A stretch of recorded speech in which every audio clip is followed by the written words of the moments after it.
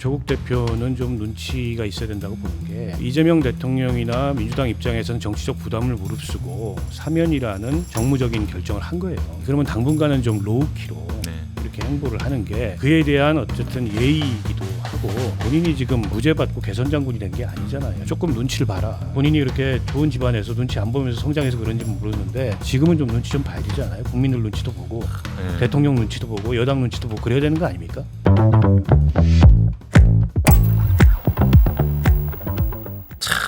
이게 참 그래서 국민의힘이 이렇게 뭐 지리멸렬한 모습을 보이고 그런데 이제 민주당 이런 모습을 보이니까 민주당도 이재명 대통령도 자신 있게 뭐 이제 조국을 사명한 거 조국 전 대표를 사면하지 않았을까 뭐 이제 이런 생각도 드는데요.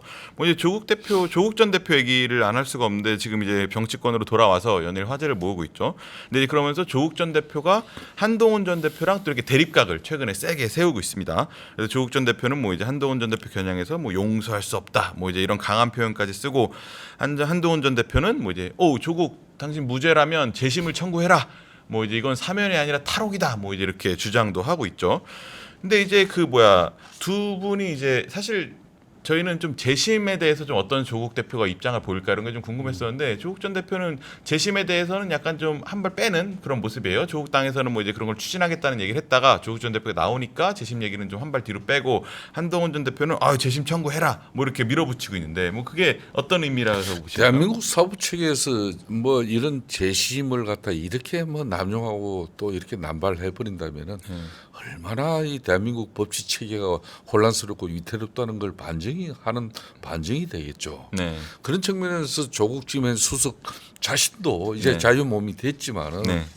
자신은 분명히 이재명 대통령의 고도의 정치 행위에 이 특별 사면의 대상이 돼서 자유의 몸이 된 거지. 네. 대한민국 사법 체계가 자신을 갖다가 자유의 몸을 만들어준 건 결코 아니잖아요. 그런 측면에서 자신이 법학자입니다. 네.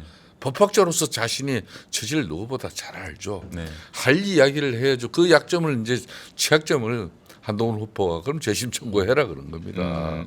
그걸 이제 뭐 이제 조국 수석 입장에서는 민주당 내에서도 이게 뭐 재심 분위기를 일정 부분 만들었다가 네. 그 재심 이걸 가지고 이렇게 대한민국 정치인들 중에 진짜 재심 받아야 될 사람들 억울한 사람들 엄청 많습니다. 이 정치 검찰의 오남용에 의해서 피해를 입은 선수들 엄청 많아요. 네. 일반 국민들 말할 것도 없고요. 네. 그런 측면에서 이 재심 청구 제도에 이런 뭐 이게 아무리 뭐 지금 현재 절대 권력 뭐 절대 정치 뭐 이쪽에서는 우습게 보이지만은 그런 게 아닙니다. 저는 그런 측면에서 아까도 이야기를 했습니다만은 네. 이 이제 특검이 지금 현재 국민의힘 뭐 이 당원 명부를 갖다 지금 현재 통일교로부터 이제 대차 대조하는 그런 어떤 뭐 필요성을 가지고 이제 끊임없이 이제 이 문제를 이제 들고 나올 겁니다. 그렇지만 강제적인 압수수색에 의해서 당원 명부를 갖다 특검이 확보해 나가기는 어려워요. 네. 이건 이제 내일 모레 이제 선출될 수 있는 아니면 25일 날 뭐 이렇게 2차 투표를 통해서 뭐 정리되는 그런 새로운 당치 체제가 네. 당을 변화 그리고 혁신의 노력 과정에서 우리 자체적으로 자정 노력을 해야 되는 겁니다. 왜 우리 당원들이 그냥 통일교 신천지 뭐 그런 이상한 정치적 목적의 특정 종교인들이 좌지우지하는 그런 정당으로 이렇게 국민들에게 보여지죠 그렇게. 낙인 찍히고 각인되어져 있다면 이거부터 개선해 나가는 거, 고쳐 나가는 게 당의 변화 핵심이에요. 그렇기 때문에 저는 그런 측면에서 새로운 지도부와 특검은 분명히 새롭게 이 문제에 관련한 협의가 필요한 것이고 네. 그 이전에 저는 앞으로 새로운 지도 체제가 당을 변화 혁신시켜 나가는 과정 속에서 이 당원들 합리적이고 건강한 상식적인 막 이런 당원들이 당의 중요한 의사 결정을 하고 어느 정당보다도 정당 민주주의에서 자랑스럽게 이렇게 자부심을 가질 수 있는 그런 정당으로서 이렇게 새롭게 면모를 만들어가는 과정 속에 이런 문제는 반드시 털어낼 거라고 저는 확신을 합니다. 알겠습니다. 그래도 아무래도 뭐 이제 그런 국민의힘의 질이 멸렬한 상황에서 이제 조국혁신당에 최근 반짝 관심을 갖고 있고 뭐 한동훈 전 대표랑도 이렇게 조국 대표 붙고 있고 뭐 이제 이런 가운데 이제 조국 대표의 이제 조국혁신당의 이런 지방선거에서 어떤 역할을 할 것이냐 이게 되게 좀 큰 관심이죠. 그래서 뭐 이제 구상을 조금씩 밝히고 있는데 뭐 이제 호남에서는 뭐 이제 민주당이 대응해서 후보를 내겠다. 그리고 뭐 이제 기초의원 3석 이상인 지역에서는 우리 당도 포션이 있으니까 후보를 내겠다. 그리고 이제 그래서 이제 조국 국민의힘을 지금보다 반으로 줄이고 이제 TK 정당으로 완전 축소시키겠다. 뭐 이제 뭐 이런 계획을 뭐 주장 얘기하고 있어요. 뭐 이제 구상은 어떻게 될 거라고 보십니까? 그러니까 조국 전 대표가 이 정치적 공백기를 가지면서 네, 조국혁신당도 존재감이 많이 약해졌고 그랬죠. 지지율도 많이 그랬죠. 떨어졌잖아요. 그러니까 조국 전 대표가 출소한 이후에 뭐 사면 받자마자 메시지를 쏟아내면서 정치 복귀를 굉장히 속도감 있게 하고 있는데 네, 너무 서두른다 그런 느낌을 저는 받아요. 지방선거가 3개월 뒤에 있는 게 아니고 거의 1년 가까이 남았습니다. 맞습니다. 지금 무언가를 못 박지 않더라도 조국 대표나 조국혁신당한테 기회가 없지 않을 거거든요. 근데 이제 저렇게 서두르는 정치 행보가 가져오는 부작용은 조국혁신당에는 데미지가 별로 없어요. 어차피 입을 데미지가 없어요. 지지율이 3%, 그렇죠. 3% 뭐이 정도 4%이기 하더라고요. 때문에 네. 이재명 대통령과 민주당이 데미지를 입는 겁니다. 저로 인해서. 근데 저는 조국 대표는 좀 눈치가 있어야 된다고 보는 게 그러니까 이재명 대통령이나 민주당 입장에서는 정치적 부담을 무릅쓰고 사면이라는 정무적인 결정을 한 거예요. 네. 여러 고민이 있었을 겁니다. 네.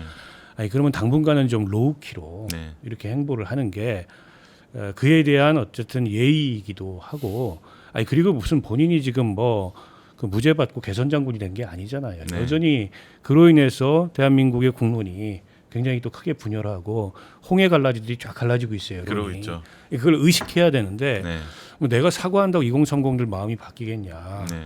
그다음에 나는 뭐 그 지지율 하락의 n분의 1이다 이런 메시지는 불필요한 메시지일 뿐더러 오히려 역효과를 불러올 수 있고요.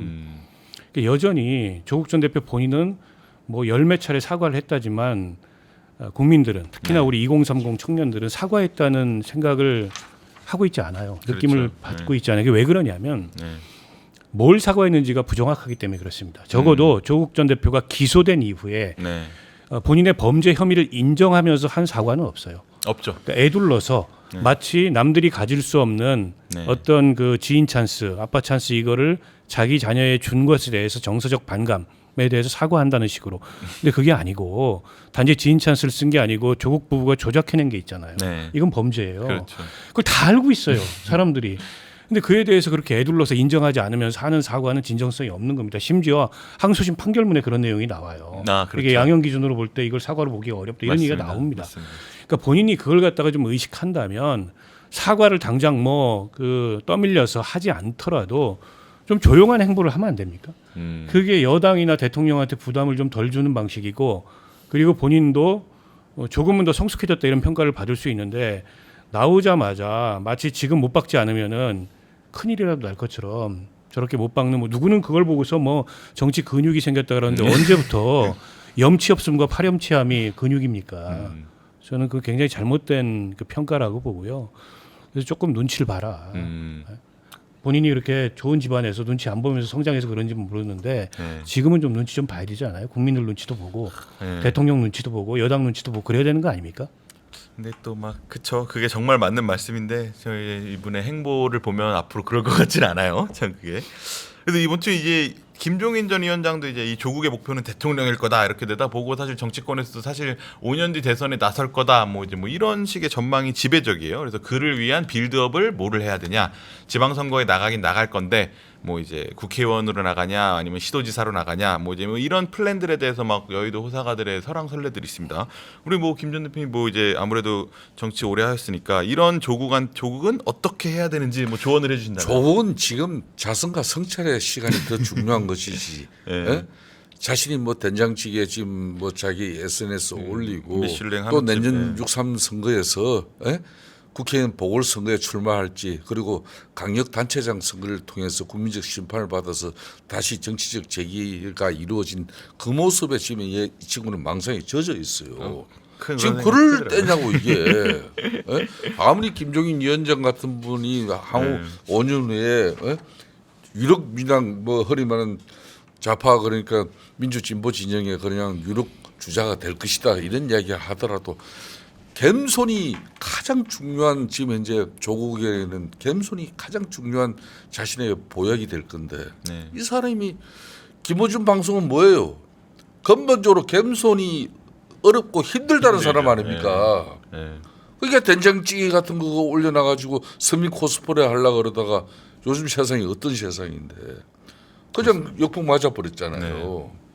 그러니까 지금 본인이 지금 뭐 SNS로 본인 조급한 마음 다시 조국 핵심당의 지지율도 끌어올리고 정치인으로서 조국의 어떤 존재감도 국민들에게 또 각인시키고 또 향후 이제 내년 6.3 선거에서 조국 핵심당을 이걸 담보로 가지고 민주당하고 일정 부분 정치적인 뭐 협상도 잘해서 자신의 몸값도 올리고 조국 핵심당 또 뭐 여기에 또 지분도 넓혀 나가는 뭐 장대한 그 구상이 있겠지만은 그 구상을 지금 실천시키는 그 전면에 자기가 뭐 조국 방송을 만들어내고 SNS 적극적으로 활동한다고 되는 게 아니에요.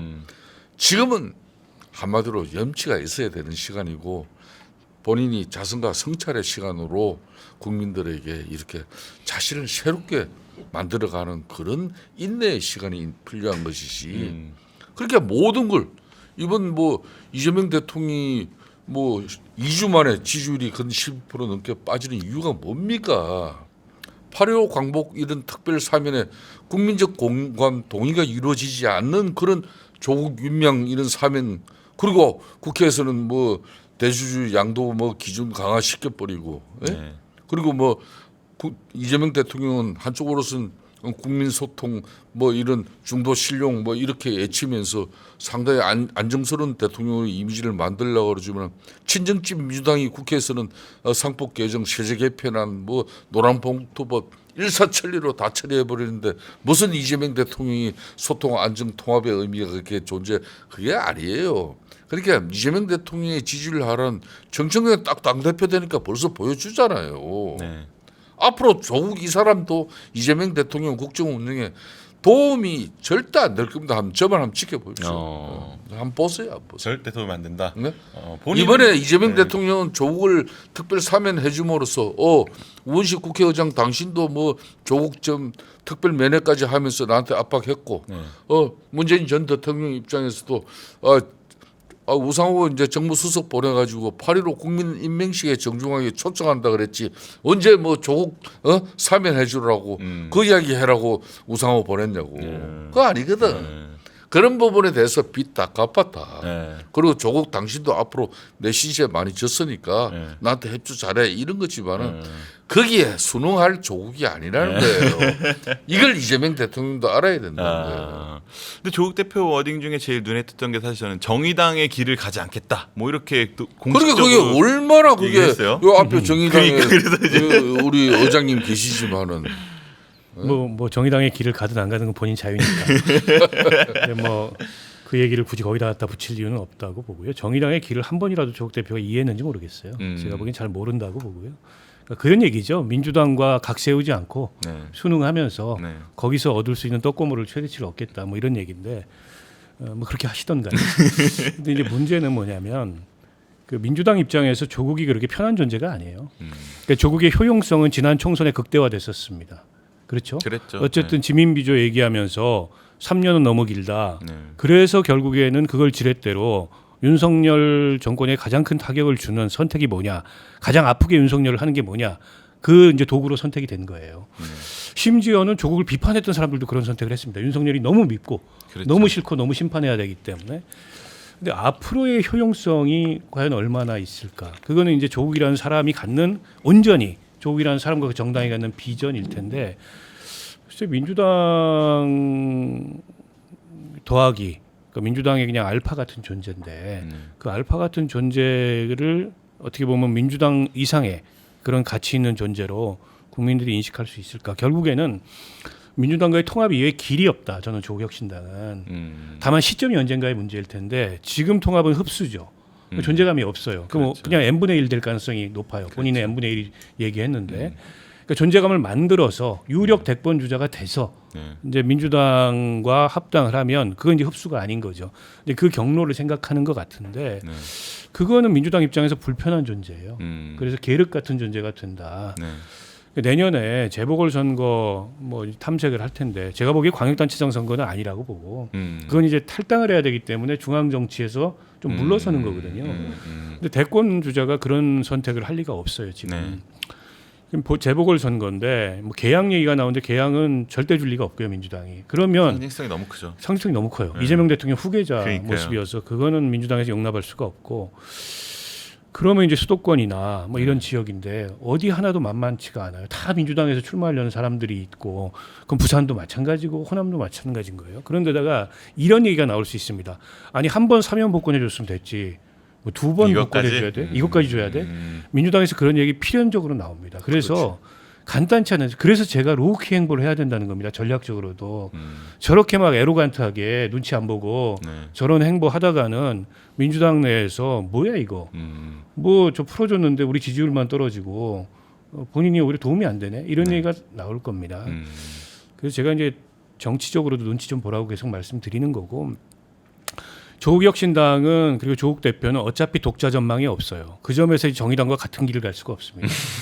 그러면 이제 민주당 안으로 들어가서 혹은 민주당과 통합하는 방법인데 그 시점, 당시의 몸값 이런 것들이 굉장히 복잡한 계산이 작용할 텐데 쉽진 않다. 민주당 내에도 대권 주자들이 없는 게 아니거든요. 많이 있죠. 네. 네. 알겠습니다. 오늘 두 분 정말 전국 현안들 뜨거운 얘기들 정말 심도 있게 분석해 주셨습니다. 오늘 얘기 여기까지 듣겠습니다. 두 분 감사합니다. 예, 감사합니다.